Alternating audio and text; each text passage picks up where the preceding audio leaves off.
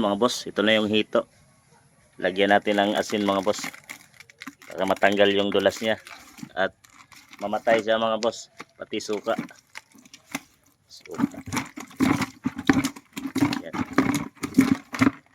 Ilang minuto lang mga boss mamatay na yan. Tapos yung asin at saka suka na yan mga boss, yan ano natin para matanggal yung dulas at lansa niya mga boss.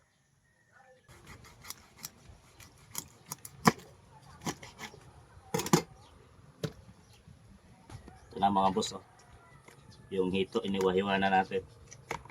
Yung bata pa ako mga boss, kabataan ko, madalas ako makakain ito. Kaya pamilyar na sa akin itong hito mga boss. Dahil yung papa ko, magaling manghuli nito mga boss. Kung nasa probinsya kayo ay gumagamit ng Petromax. Yun ang sa gabi mga boss, no? Malapit kami sa mga ilog, yung mga patubigan, dam. So doon nanghuli kami at sumasama ako sa papa ko sa gabi mga boss. Kung tawagin sa Bisaya ay manulo. So yun mga boss, kaya madalas na kinakain namin sa isang buwan, 2 times, 3 times nakakain kami ito mga boss. Dahil doon sa probinsya, libre lang to kung masipag ka lang. Minsan nga kinukuryente to. Pero yung papa ko hindi gumagamit nun mga boss. Itak lang, tsaka may dalang ilaw. So iikot kami dyan sa mga dam, sa mga palayan mga boss. So kaya alam ko kung paano lutuin to kasi yung papa ko, nakikita ko na yung maliit pa lang kami. At dahil nakabuntot kami lagi sa papa mo, bodyguard kami lagi pag umalis yun. So madalas na kinakain namin mga hito, mga palaka, mga boss. At yung mga ano pa mang isda na nasa ilog mga boss, so yan ang nahuli namin. So lutuin natin to mga boss. Yun ay kuting trivia lang. Noong kabataan ko madalas na nakakain ako nito mga boss dahil sa papa ko.